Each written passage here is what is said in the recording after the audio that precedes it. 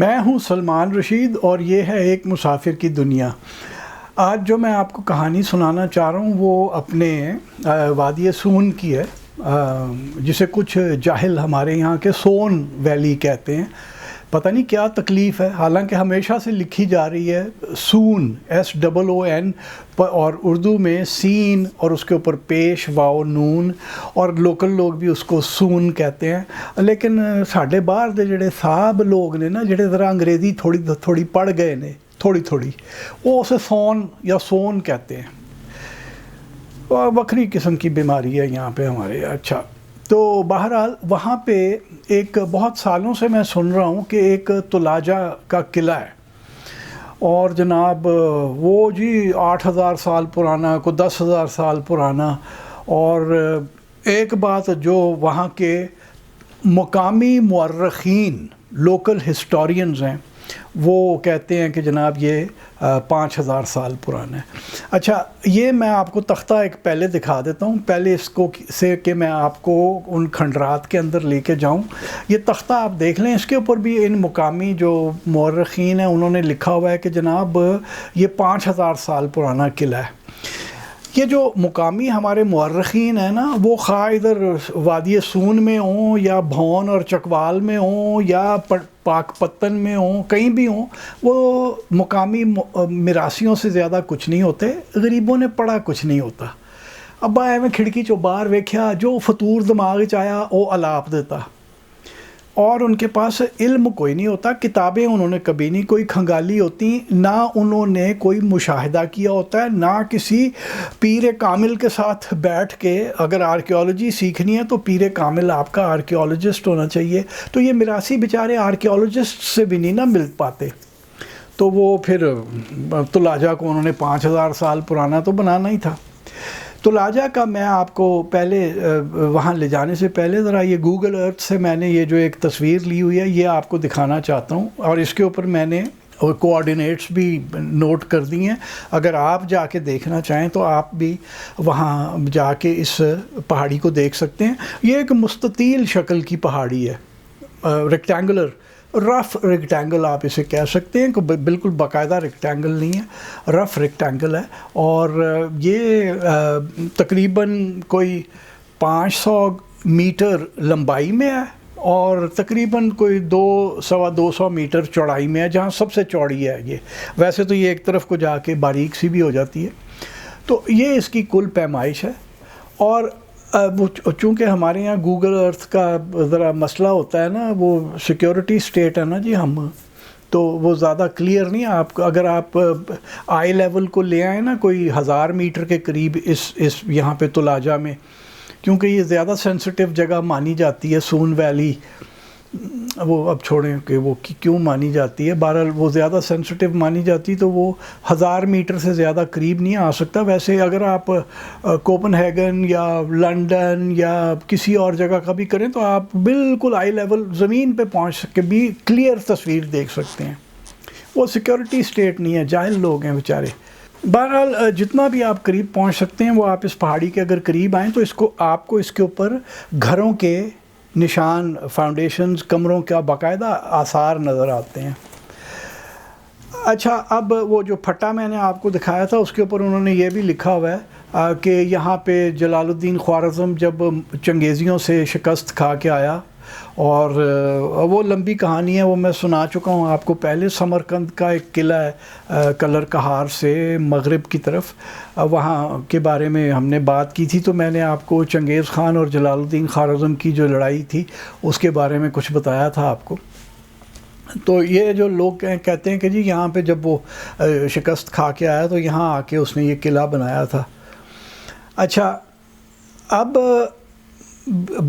جب جلال الدین کو شکست ہوئی تو جلال الدین کو چھپنے کی ایک جگہ تو چاہیے تھی، اور اس نے بالکل کوہستان نمک کے اندر، بلکہ وہ چکوال کا جو علاقہ بنتا ہے جس راستے سے وہ آیا تھا، اس کے میرے حساب سے تو وہ وہیں کہیں بنتا ہے، تو اس نے وہاں پہ وہ جو رائے کھوکھر سنگین تھا اس سے کہا بھی کہ کوئی رہنے کی جگہ بنائی جائے، اور میرا خیال ہے وہ سمرقند زیادہ نزدیک لگتا ہے، اور اس کا نام سمرقند ہونا وہ بھی اس بات کی طرف اشارہ کرتا ہے کہ شاید کوئی سینٹرل ایشیا سے اس کا تعلق ہو۔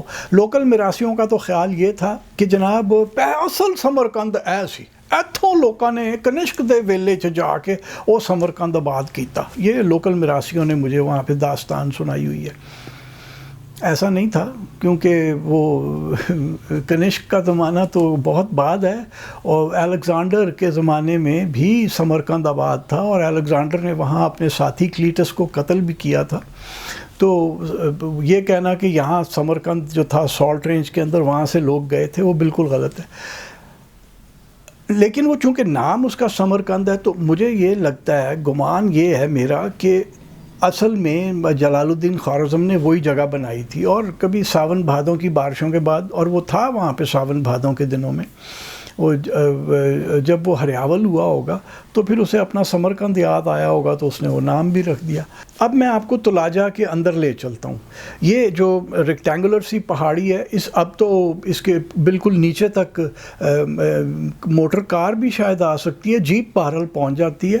یہ بہت سال پہلے تو یہ تھا کہ آپ کو خاصا پیدل چل کے آنا پڑتا تھا، اور ایک دوست کامران ارشد ہے جو پورے پاکستان میں موٹر سائیکل پہ گھومتا ہے، وہ موٹر سائیکل کے ذریعے بھی یہاں گیا ہوا ہے۔ تو یہاں یہ اب آپ بالکل پہاڑی کے نیچے تک آ جاتے ہیں، اور وہاں سے تھوڑا سا آپ کو چڑھنا پڑتا ہے۔ اور جیسے کہ ہم لوگ ایک احمق قوم ہے نا، اور ہمارے جو سرکاری افسران ہیں وہ تو وڈے احمق ہیں نا، تو وہ جو رستہ تھا اس کے اوپر اب سیڑھیاں بنا دی گئی ہیں۔ یعنی کسی بے وقوف کو یہ نہیں پتا کہ سیڑھیوں پہ چڑھنا مشکل ہوتا ہے، اگر ویسے ایک ٹریل بنی ہو تو اس پہ چڑھنا آسان ہے۔ انہاں دا وس نہیں چلتا ہے کیٹو دے اتنے بھی پوڑیاں بنا دیں کہ جی چڑھنا واسطے سوکھا ہو جائے گا۔ ان کو سمجھ بیچاروں کو نہیں ہے، غریب اپنی سیٹوں سے تو کبھی نکلے نہیں، باہر جا کے کبھی پھرے تو ہے نہیں، دیکھا کچھ ہے نہیں، پتہ کچھ ہے نہیں، افسر بن جاتے ہیں۔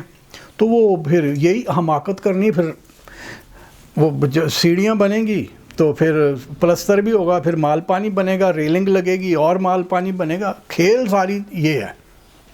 تو جدھر آپ جاتے ہیں نا وہاں سیڑھیاں بن رہی ہیں، دھڑا دھڑ سیڑھیاں بن رہی ہیں۔ تو تلاجہ کے اوپر بھی جب میں گیا ہوں کچھ مہینے پہلے اپنے دوست حاکم خان کے ساتھ، تو وہاں پہ سیڑھیاں بن چکی تھیں تقریباً، اور وہ ہمیں لوکل جو وہاں پہ ٹھیکیدار تھا کہتا جی اب اس کے اوپر پلستر کا بھی حکم آ گیا، اور یہ بھی کہا گیا کہ ریلنگ بھی لگا دو۔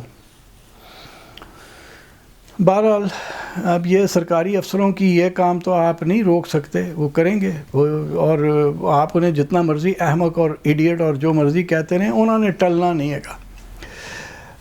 اچھا، اب آپ کو میں اس قلعے کے اندر لے چلتا ہوں۔ یہ آپ اس کا جو داخلے کا مین دروازہ ہے، جس کے باہر وہ تختہ جو میں نے آپ کو دکھایا تھا جس کے اوپر لکھا ہے کہ یہ 5000 سال پرانا قلعہ ہے، اور یہ اس دروازے سے آپ کھڑے ہو کے باہر کی طرف دیکھ رہے ہیں۔ اور یہاں آپ ذرا غور کیجئے کہ وہ جو پتھر تراش کے انہوں نے لگائے ہوئے ہیں، اس کے لیے آپ کو ایک خاص نسل کا احمق ہونا پڑتا ہے کہ آپ یہ پتھر دیکھنے کے باوجود بھی کہیں کہ یہ 5000 سال پرانا ہے، کیونکہ 5000 سال پہلے کا جو سٹون ورک تھا وہ بہرحال اس جیسا نہیں ہوا کرتا تھا، اور ہمارے پاس 5000 سال کے کوئی کھنڈرات کھڑے نہیں رہے، کھڑے رہ ہی نہیں سکتے۔ جو ہمارے پاس کھڑی عمارتیں ہیں پرانی، وہ 1200 سال پرانی ہیں۔ تو یہ آپ کو میں یہاں سے، اب میں اگر آپ کو اندر لے کے چلوں تو جس طرح کا وہ مین دیوار اور دروازے کا پتھر کا کام تھا بالکل وہی اندر ہے، اور کمرے سے کمرہ جڑا ہوا ہے، بے شمار کمرے ہیں۔ میں نے کوئی گننے کی کوشش تو نہیں کی، لیکن میرے اندازے کے اندر یہ تھا کہ یہاں تلاجہ کی اس پہاڑی کے اوپر، جس کا میں نے آپ کو بتایا کہ یہ تقریباً آدھا کلومیٹر لمبی ہے، اور چوڑے میں چوڑی یہ جو ہے نا کوئی 200 میٹر چوڑی ہے۔ تو اس کے اوپر جو کمروں کا میرا اندازہ ہے، مجھے لگتا ہے کہ کوئی 100-150 کمرے تو تھے، اور وہ واضح نظر آتا ہے کہ گھر تھے باقاعدہ، صرف ایک ایک کمرہ کر کے نہیں بنایا ہوا تھا، گھر تھے باقاعدہ۔ کمرہ کر کے ہوتا تو ہم کہتے کہ جی شاید کسی زمانے میں کوئی عبادت گاہ تھی اور ہر ایک کے لیے اپنی پوجا پاٹ کرنے کے لیے علیحدہ کمرہ تھا، لیکن وہ نہیں ہے۔ اور ہے یہ جو سٹون ورک آپ دیکھ رہے ہیں ان ساری تصویروں کے اندر، یہ ہے صرف کوئی 1000 1200 سال پرانا. اس کے بارے میں ہمیں کہیں کچھ نہیں پتہ چلتا. وہ ایک 1992-93 کے اندر میرے جو پیر مغاں ہیں ڈاکٹر سیف الرحمان ڈار صاحب، انہوں نے سالٹ رینج میں اور سون میں ایک سروے بھی کیا تھا، آرکیولوجیکل سروے کیا تھا. اس سروے کے اندر انہیں میرا خیال ہے ان سے یہ تلاجہ مس ہو گیا، کسی نے بتایا نہیں. ایک اور بھی عمارتیں مس ہو گئی تھیں ان سے، وہ بھی آپ کو کبھی دکھاؤں گا. تو ہمیں اس کے بارے میں کچھ پتہ نہیں چلتا چونکہ کبھی سروے نہیں ہوا، اور یہاں پہ کوئی سرفیس کلیکشن بھی نہیں ہوئی کہ آپ کچھ نکال لیں، کوئی سکے نکال لیں. لیکن ایک بات طے ہے، یہ جو سٹون ورک ہے یہ ہے 1200 سال پرانا، اور 1200 تو میں اوپر کی لمٹ پہ جا رہا ہوں، 1000 یا اس سے بھی کم، 900 800 1000 سال پرانا اس قسم کا ہے. جبکہ سلطنت پیریڈ یہاں پہ چل رہا تھا، مسلمانوں کی حکومت تھی دلی کے اوپر. اور اس زمانے میں یہ کیوں بنایا گیا؟ کیا جلال الدین خوارزم واقعی یہاں پہ آیا تھا؟ جیسے ایک اس پھٹے کے اوپر ایک صاحب نے یہ بھی لکھوایا ہوا ہے کہ اس کا کوئی جرنیل تھا کرل خان کے کیا، کہ وہ یہاں پہ رہا. میرا مطالعہ اس کے اندر مجھے ایسی کوئی چیز نہیں ملی. اب بیٹھ کے وہ جیسے میں کہہ رہا ہوں کہ جی کھڑکی سے باہر دیکھیں اور آپ کے دماغ میں جو فطور آئے آپ وہ الاپ دیں، وہ ایک علیحدہ بات ہے. تو اب یہ ہے کہ یہ جو تلاجہ ہے اس کا پتہ کسی کو کچھ نہیں ہے کہ یہ ہے کیا. رہنے کی جگہ تو بہرحال ہے، اور جسے سیف ہیون کہتے ہیں نا وہ بھی ضرور ہے.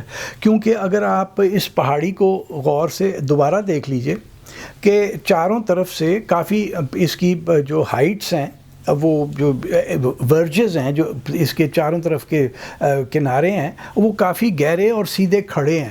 یعنی اس کے اوپر پہنچنے کے لیے، فوج کو چڑھنے کے لیے ذرا مشکل ہوتی ہوگی. ایسے نہیں ہے کہ آپ ٹہلتے ہوئے آئے اور حملہ آور ہو گئے.